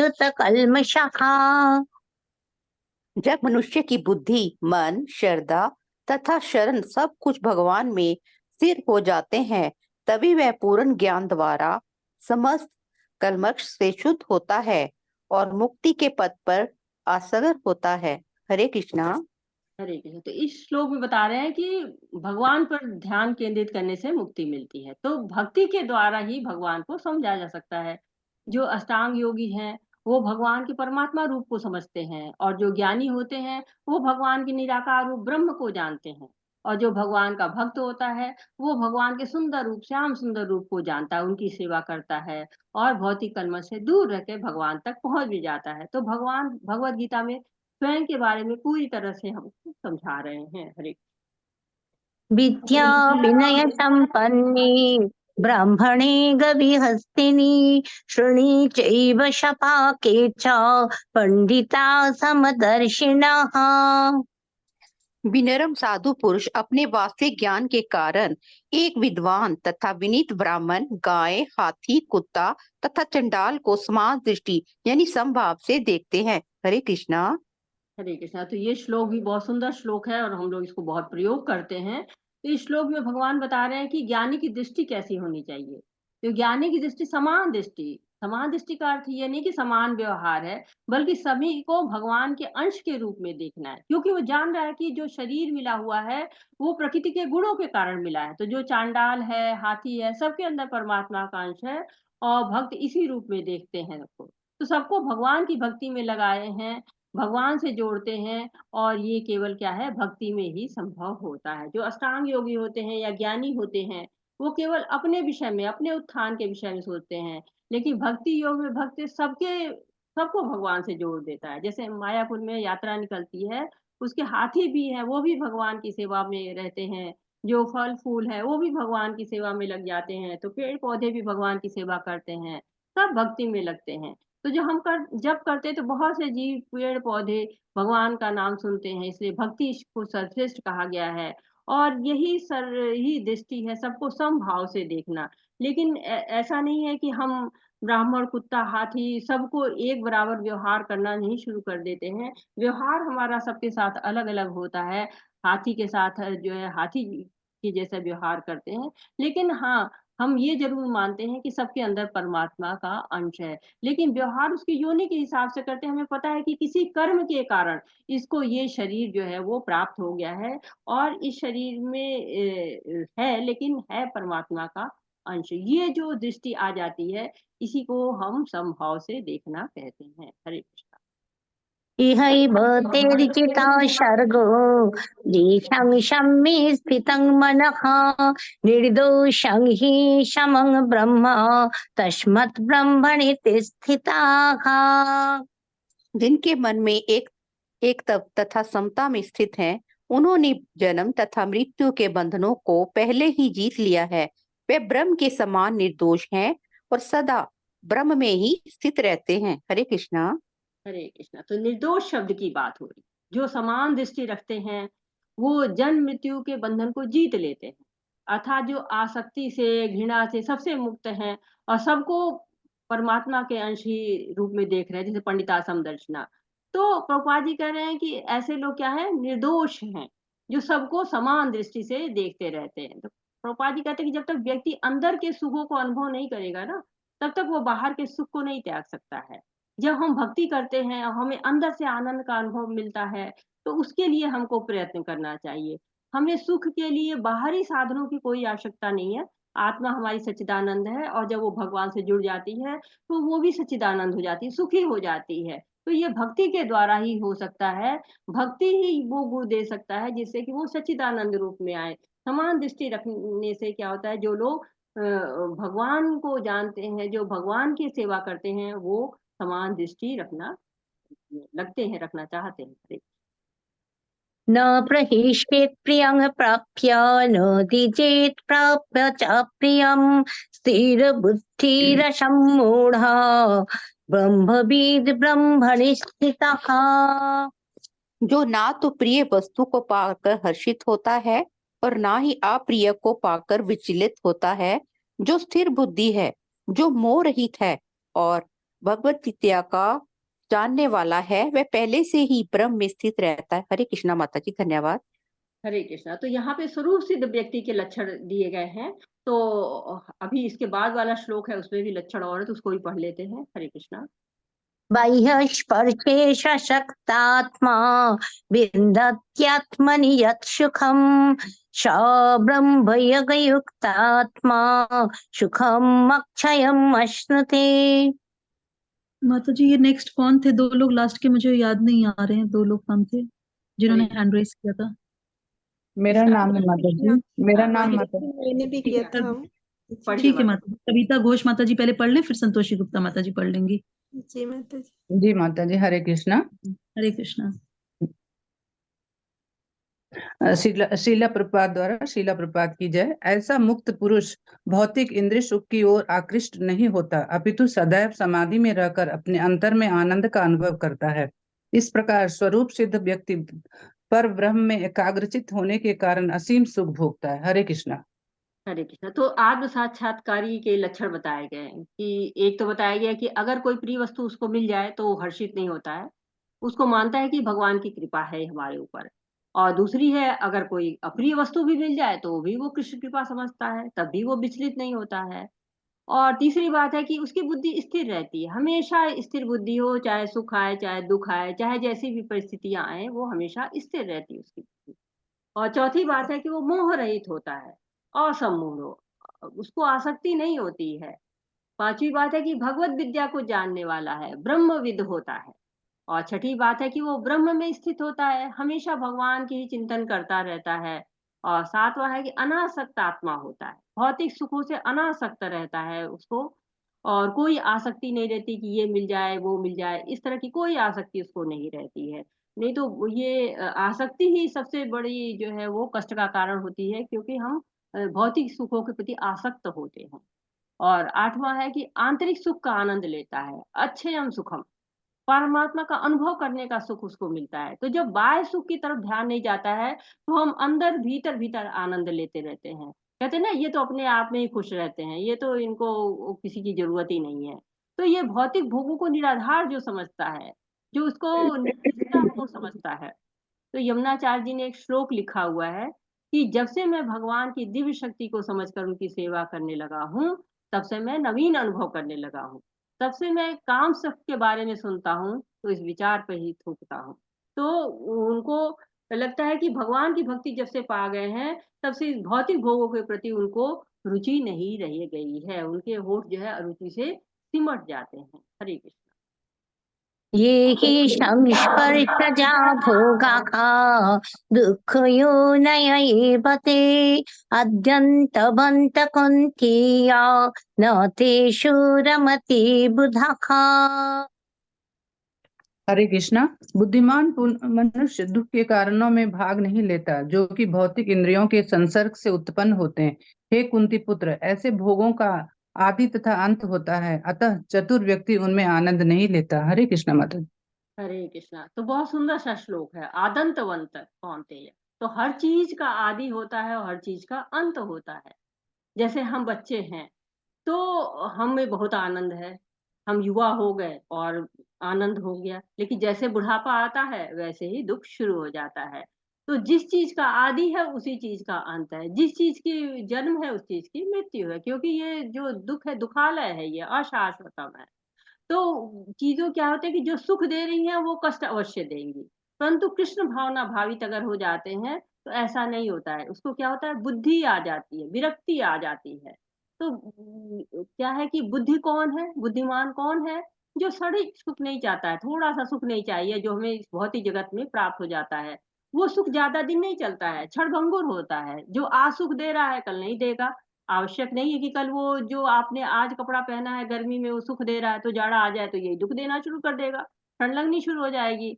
आज एक बहुत सुंदर सा घर खरीदा, इंटीरियर कराया, सारी सुविधा सुख सुविधाएं लगाई, अच्छा बेड आ गया, अच्छा सोफा आ गया, तकिया आ गया, अच्छी रोशनी की व्यवस्था हो गई, कल क्या पता घर ही न रहे, सोने वाला ही न रहे, भूकंप आ जाए, घर गिर जाए, जो रहने वाला है वो चला जाए शरीर से। तो ये जो संसार है इसका सुख नश्वर है, हमेशा नहीं रहता, इसको तो नष्ट होना ही है। जो बुद्धिमान होते हैं वो परम सुख की तलाश करते हैं, वो भगवान से मिलेगा, क्योंकि भगवान शाश्वत है तो उनका सुख भी शाश्वत है। इस भौतिक जगत में सब कुछ अशाश्वत है तो इसके सुख दुख भी अशाश्वत है। तो एक ऋषि ने जो है वो बताया कि इंद्रियां प्रबल हैं, तो उन्होंने उदाहरण दिया, और उदाहरण उन्होंने क्या बताया कि मीन क्या करती है, जो मछली होती है वो पानी में रहती है, और पानी की वो बादशाह है, उसको पकड़ना थोड़ा कठिन होता है, लेकिन जीवा क्या होती है, अनियंत्रित होती है। कोई कांटा लगा के बैठ जाता है और वो खाने को दौड़ती है और अपने जीवा के स्वाद के कारण पकड़ी जाती है। इसी तरह जो भृंग होता है वो क्या होता है, सुगंध से आसक्त होता है, कमल के फूल के अंदर जाता है और शाम को जैसे कमल का फूल बंद होता है वो भी उसी में बंद हो जाता है, प्राण त्याग देता है। अगर वही भृंग बाहर है तो कहीं लकड़ी तक काट दे, लेकिन वो कमल के फूल को नहीं काट पाता है। तो वो सुगंध से जो आसक्ति है उसके कारण वो मारा जाता है। ऐसे पतंगा होता है, जैसे रोशनी के प्रति इतना आसक्त होता है कि जैसे रोशनी होती दौड़ता चला आता है, और दौड़ आता है और सुबह तक मृत हो जाता है उस रोशनी में। इसी तरह से जो हिरन होता है, तुरंग जो कहा जाता है, तो वो क्या होता है, हिरन वो एक विशेष प्रकार की आवाज होती है, उससे बड़ा आकर्षित होता है। तो जो शिकारी होते हैं उस विशेष धुन को बजाते हैं और हिरन दौड़ा चला आता है और वहीं खड़ा हो जाता है वो, अब वो हिलता ही नहीं है, और शिकारी उसको पकड़ लेता है। ऐसे जो हाथी होता है मतंग, वो क्या करता है, स्पर्श सुख का बहुत जो है अच्छा लगता है उसको। तो इतना विशाल काय जीव होता है, परंतु हथनी को एक बांध दिया जाता है, गड्ढा कर दिया जाता है और गड्ढे के ऊपर कुछ बिछा देते हैं, वो हथनी की तरफ दौड़ता हुआ चला आता है और बीच में गिर जाता है गड्ढे में और पकड़ा जाता है। तो इस तरह से जो इंद्रियां की आसक्ति है उसी के कारण जीव जो है दुख पाता है। जो संसारिक सुख होते हैं ये हमको आकर्षित करने लगते हैं और यही हमारे दुख के कारण बनते हैं। कहते जैसे पानी का स्तर है, बढ़ता जाएगा तो बाढ़ आती है, अगर उसको बांध बना के रोका नहीं जाएगा तो वो सब तबाह कर देती है। वैसे ही ये जो इंद्रिय भोग है, इंद्रिय सुख है, अगर इनको नहीं रोका जाता है तो ये हमारे को पतन के कारण बनते हैं। तो सांसारिक सुख का आदि और अंत है। जैसे कि हम एक मूवी देखने जाते हैं तो वहां अंधेरा रहता है, हम उसी में रमते चले जाते हैं, उसके पात्रों के साथ हंसते हैं, उसके साथ रोते हैं, और जब मूवी समाप्त हो जाती है तो हमें लगता है कितना समय और कितना धन हमने व्यर्थ किया, और मिला क्या, बहुत थोड़ी सी खुशी, और वो भी समाप्त। जैसे हम भौतिक जगत में आते हैं, रोते हैं, हंसते हैं, और जब जाने की घड़ी आती है तो हम सोचते हैं हमने क्या किया, बस खाया पिया, धन एकत्र किया, स्पर्श का सुख, यही हमारे जीवन का उद्देश्य था, और अब जाने का समय आ गया। तो ये क्या होता है, हमने अपने जीवन को व्यर्थ ही गंवा दिया है। हरे कृष्णा। शक्नोति चैव यः शोढुं पाकशरीरविमक्षणात् कामक्रोधोद्भवं वेगं स युक्ता स सुखी नरः। हरे कृष्णा। यदि इस शरीर को त्यागने के पूर्व कोई मनुष्य इंद्रियों के वेगों को सहन करने तथा इच्छा एवं क्रोध के वेग को रोकने में समर्थ होता है तो वह इस संसार में सुखी रह सकता है। हरे कृष्णा। हरे कृष्णा। तो इंद्रिय और इंद्रिय विषयों के संपर्क से थोड़ा सा सुख मिलता है, लेकिन बाद में वो दुख में बदल जाता है। तो क्या ऐसी कोई चीज है जहां पर केवल सुख ही सुख हो?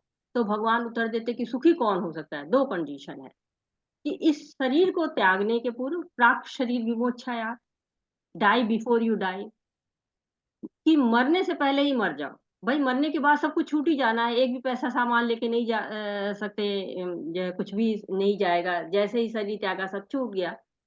तो इस शरीर में रहते ही सब कुछ छोड़ दो। और दूसरा क्या है, इस शरीर को छोड़ने के पहले जो काम क्रोध जो वेग हैं, वो सारे वेग को सहन करने में समर्थ हो जाओ। काम क्रोध दम वेगम। तो सभी जानते हैं कि रिटायर होना है, पर मनुष्य छूटता नहीं है, आसक्ति बनी रहती है।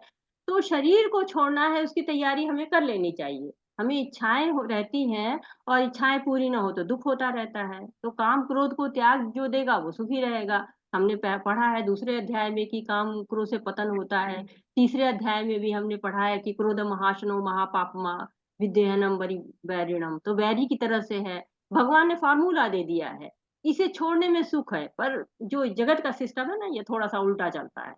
यहाँ कहते हैं ना कि सब लाओ, ये भी लाओ वो भी लाओ, परंतु करना क्या है, सब छोड़ो। अपनी अंतरात्मा से, भगवान से जिसका संबंध हो जाता है वह सुखी हो जाता है। सुखी होने का दो तरीका है, आत्मा को परमात्मा से जोड़ दो, और दूसरा है कि संसार की सारी वासनाओं को त्याग दो। तो हम उपदेशामृत में पढ़ते हैं कि वाचो वेगम मनसा क्रोध वेगम जिह्वा वेगम मुद्रोपस्थ वेगम। तो ये सारी जो वेग होते हैं, इनको जो रोक लेता है, जो इनका स्वामी बन जाता है, उसको गो स्वामी कहते हैं। गो का अर्थ हम जानते हैं कि इंद्रियां होती हैं।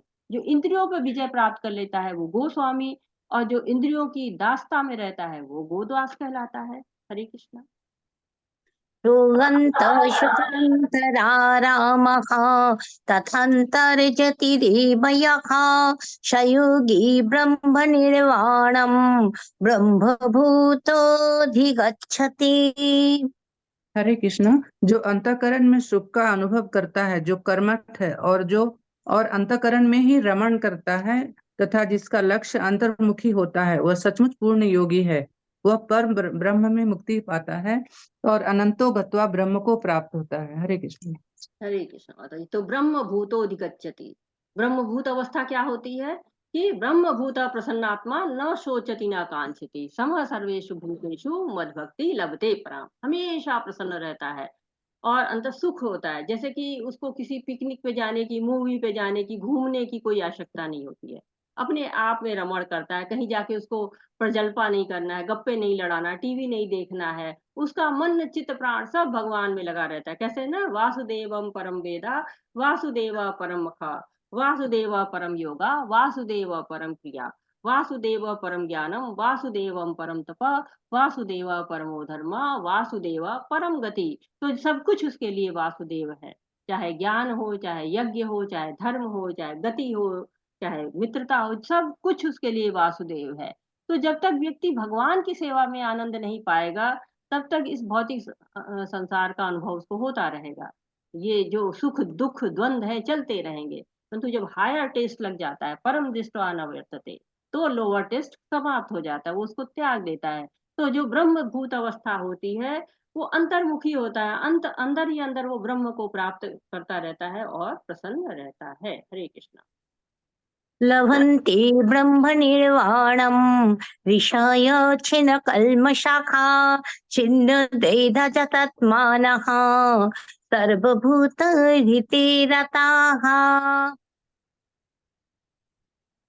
पढ़ूं और कोई और पढ़ रहे हैं माता जी? माता जी आप पढ़िए, ये वाला आप ही पढ़िए माता जी। जी, हरे कृष्णा। जो लोग संशय से उत्पन्न होने वाले द्वैत से परे हैं, जिनके मन आत्म साक्षात्कार में रत हैं, जो समस्त जीवों के कल्याण कार्य करने में सदैव व्यस्त रहते हैं और जो समस्त पापों से रहित हैं, वे ब्रह्म निर्माण यानी मुक्ति को प्राप्त होते हैं। हरे कृष्णा। हरे कृष्णा माता जी। तो यहाँ पर किसकी बात हो रही है? सांख्य योगी की बात यहाँ पर हो रही है कि जो सांख्य योगी होते हैं, मुक्ति क्या है? अपने आप में स्थित हो जाना है। तो हमारा स्वरूप क्या है? भगवान का दास है, सेवक वो जो करे सेवकाई, दास की तरह। बॉस ने जो कहा वही करना है। एक ला ईश्वर कृष्ण, एक ही ईश्वर है, कृष्ण है, उसी के दास्ता करना, वही हमारा स्वरूप है। तो श्रेष्ठ व्यक्ति की दास्ता अगर हम करते हैं तो दास्ता भी धन्य हो जाएगी। जगत में मुक्ति किसको बोलते हैं? दुख निवृत्ति, सुख प्राप्ति। ये अगर दुख से बच गए, सुख मिल गए तो मुक्ति। परंतु असली मुक्ति क्या है? भागवतम के अनुसार अपने स्वरूप में स्थित होना असली मुक्ति है। स्वरूप में, स्वरूप क्या है? दास बन जाना। कोई नहीं कह सकता कि वो दास या नौकर नहीं है। जो नौकर नहीं है वो इंद्रियों का नौकर है। जिसका शरीर मन बुद्धि इंद्रिया सब बस में है, वो कृष्ण का भक्त है। तो अगर हम कोई भी पेड़ होता है, अगर वो जड़ से ही कट जाए तो कुछ नहीं बचेगा। तो कृष्ण ही जड़ है, सर्व कारण कारण है। तो हमें जड़ में पानी डालना है, जड़ से दूर नहीं होना है। यही क्या होता है, यही हित का हमारे कार्य है, यही हमारा भाग्य बदल सकता है। यदि हम सब मिलके कृष्ण को संतुष्ट कर दें तो सारा जगत ही संतुष्ट हो जाएगा। जैसे द्रौपदी थी, द्रौपदी के पास साधु आए थे जंगल में, और वो परेशान थी कि इनको भोजन कैसे कराऊं। उन्होंने कृष्ण को याद किया, और कृष्ण आए और एक छोटे से टुकड़े को ताक के खा के, और सारे जो है साधु, जो 60,000 साधु थे, सब संतुष्ट हो गए।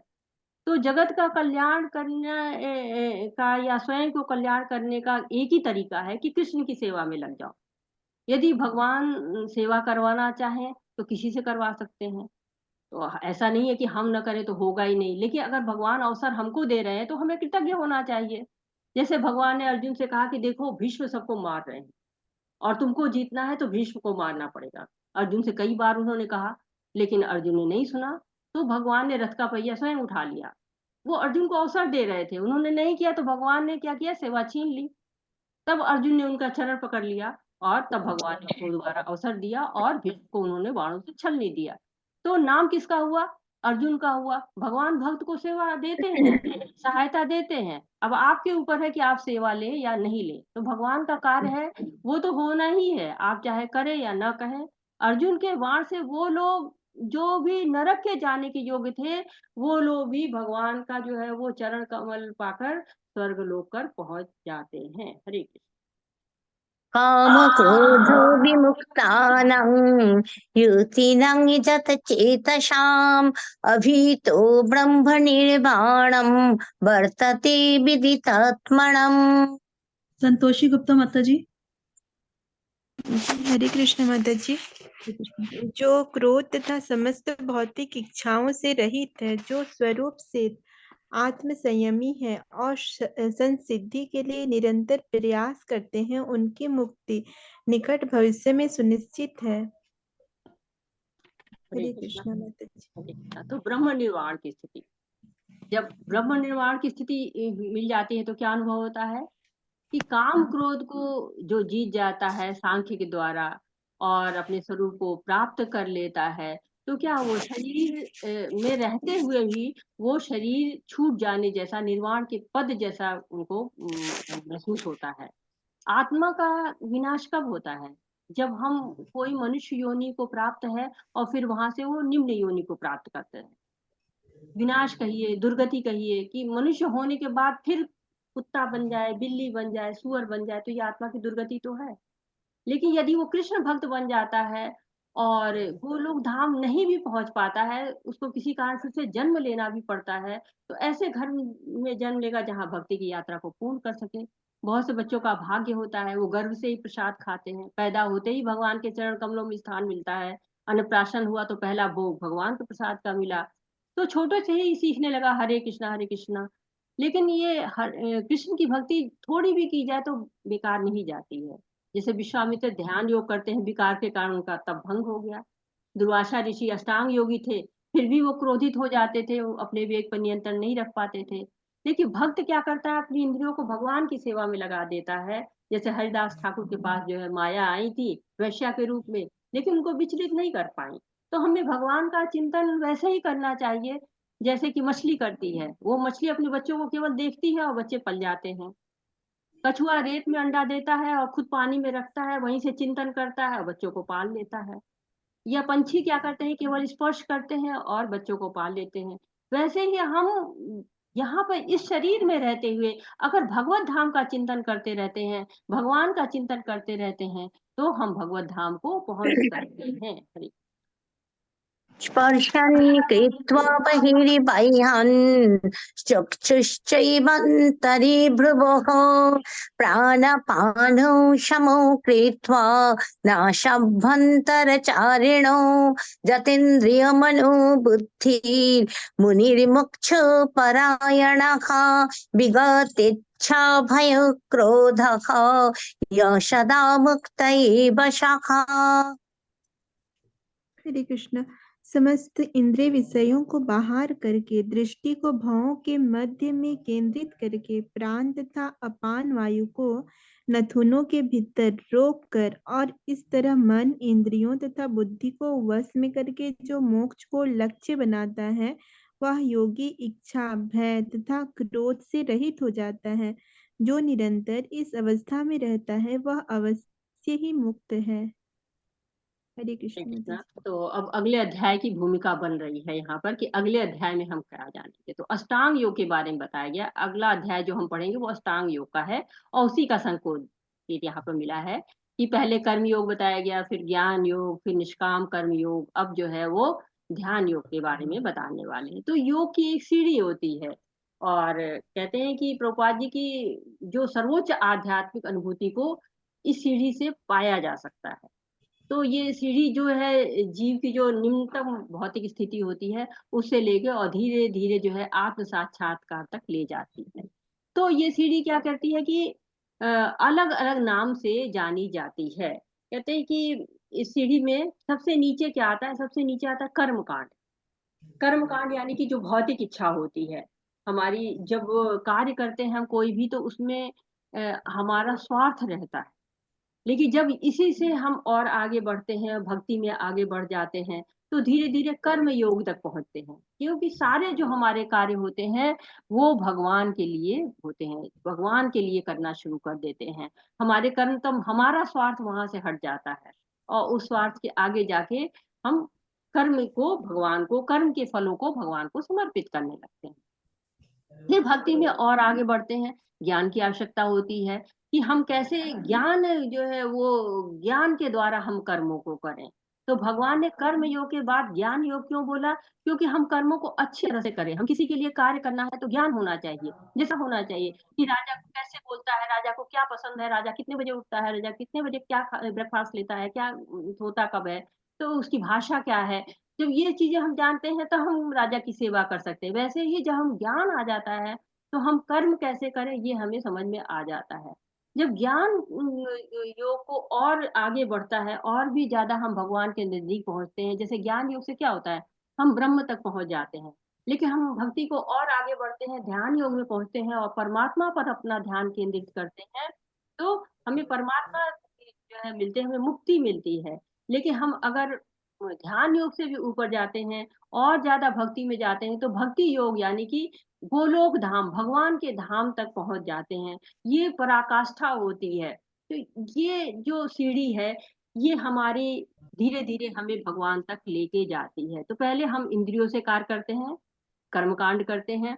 जब इंद्रियों को लगा लेते हैं, मन भी उससे जुड़ जाता है, मन बुद्धि से जुड़ जाता है, बुद्धि आत्मा से जुड़ जाती है, तो क्या होता है, हमारी बुद्धि पवित्र होती है। और जो हम सेवा करते हैं, जो हम ज्ञान प्राप्त करते हैं भगवान के बारे में, ज्ञान योग आ जाता है। और जब भगवान के बारे में ज्ञान प्राप्त करके अच्छी तरह से ध्यान करते हैं तो अष्टांग योग हो जाता है। और उस ध्यान योग से हम विष्णु पर अगर ध्यान करने लगते हैं तो भक्ति योग आ जाता है। तो इस तरह से इस सीढ़ी के द्वारा हम भगवान तक पहुंच सकते हैं। हरे कृष्णा। भुक्तारं यज्ञतपसां सर्वलोको महेश्वरं श्रीदं सर्वभूतानां गत्वा मां शान्तिं पृच्छति। हरे कृष्ण माता जी। हरे कृष्णा।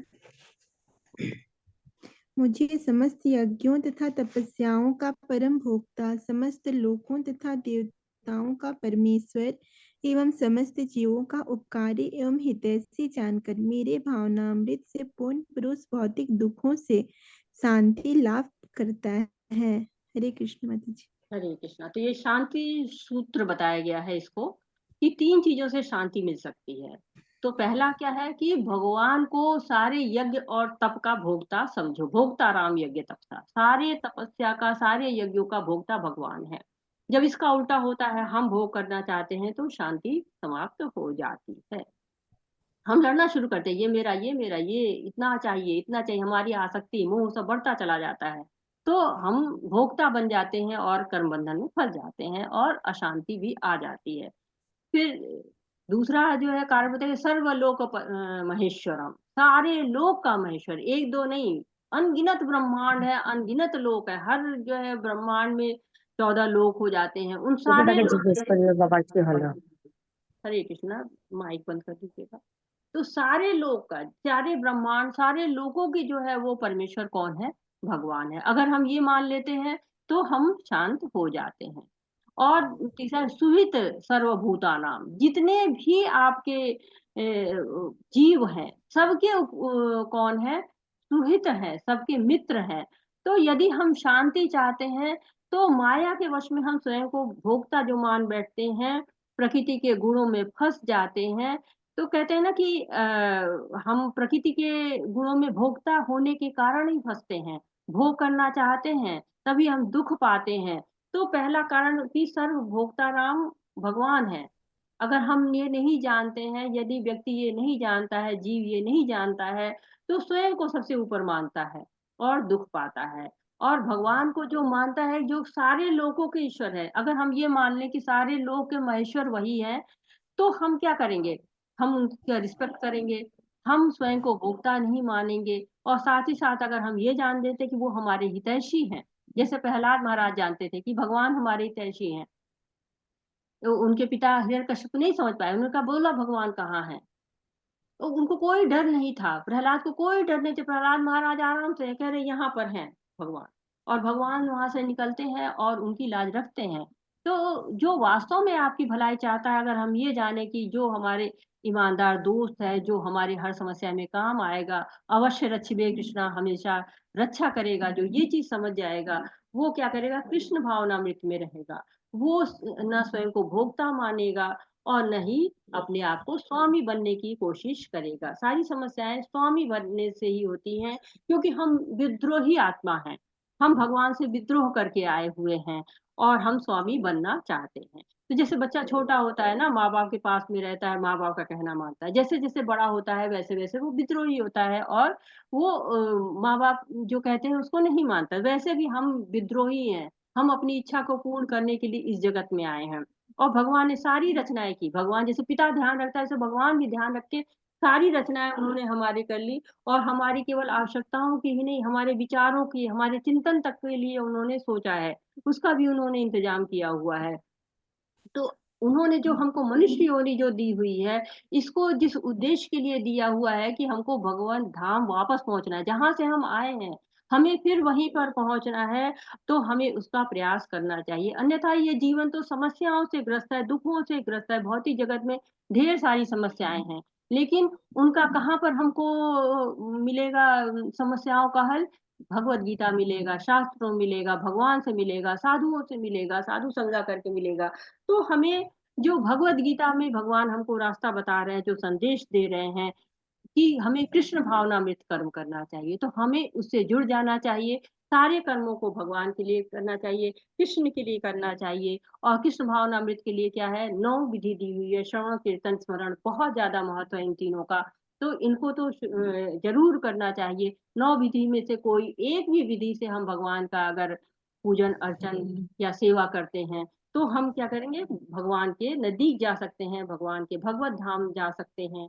और यही बात जो है इस 5वें अध्याय में हमको बताई गई है, व्यवहारिक व्याख्या है ये हम कर सकते हैं। कृष्ण भावनामृत कार्य करना करके हम भगवान के साथ अपने जो हमारे संबंध टूट गए हैं, जिन संबंधों को हम भूल चुके हैं, उन संबंधों के साथ पुनः हमें जुड़ जाना है और क्या है? पूर्णता को प्राप्त करना है। जो हम अंश मात्र हैं वो हमें अंश से मिल जाना है, पूर्णांश से मिल जाना है। वाञ्छाकल्पतरुभ्यश्च कृपा सिन्धुभ्य एव च पतितानां पावनेभ्यो वैष्णवेभ्यो नमो नमः। अनंत कोटि वैष्णव वृंद की जय। शीला प्रभुपाद जय। हरे कृष्णा कृष्ण कृष्ण कृष्ण हरे हरे हरे, हरे राम हरे राम राम राम हरे राम हरे। हरे हरे। हरे कृष्णा। सभी का बहुत बहुत हरे धन्यवाद। हरे हरे बोल माता कृष्णा। जी, हरि बोल। हरे हरि हरि बोल बोल माता जी। हरे बोल। हरे माता माता जी जी बहुत बहुत बहुत नमन बहुत, आपको, माता जी हाँ बहुत बहुत नमन आपको। हरि बोल, माता जी, हरि मैं यही बोल। कहने वाला था बिल्कुल। Hari Krishna, Hare all Krishna, glories to Hari Krishna बोल, प्रभुपाद। हरि बोल। हरि बोल। सभी भक्त हरि आज तो बोल, हरि आनंद आ बोल। गया माता जी, बहुत। माता जी नॉन स्टॉप बोलते चलते हैं, बहुत एकदम पॉइंट टू पॉइंट एकदम। माता जी है ना रोज अच्छा बोलती है, लेकिन हम सुनते लोग रहे। ग्रहण ठीक से नहीं करते रोज। माता किसी जी का की यही तो क्वालिटी है। माता जी अपनी कोई कसर नहीं छोड़ती किसी भी वही तो कह रही हूँ, यही सत्र तो में। क्वालिटी है माता जी की।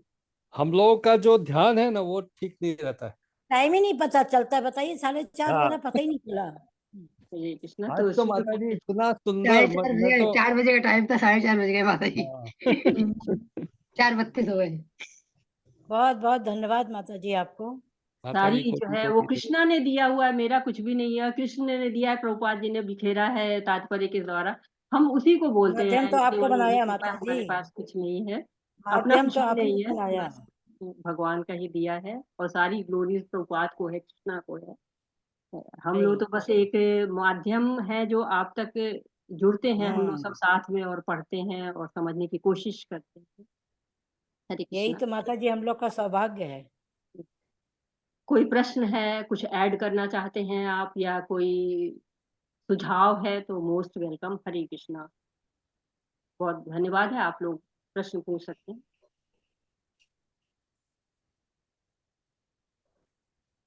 माता जी श्लोका नंबर 6 में आपने बताया कि ज्ञान योग बुद्धि से भगवान की सेवा करना है, और अष्टांग योग मन की से सेवा करना, और तीसरा आपने कर्म योग बताया ना। हाँ, कर्म योग इंद्रियों से सेवा करना भक्ति होता योग, है। भक्ति योग। भक्ति योग में तो सबसे सेवा करते हैं, चाहे आपको हाँ इंद्रियां तीनों हैं, से, चाहे हाँ बुद्धि है। तीनों ही आ जाते हैं इसमें तो। हाँ, तीनों तीनों से। ही बुद्धि सबसे सेवा करते हैं। सच्चिदानंद तीनों से आ जाते हैं। सच्चिदानंद। हरे कृष्ण।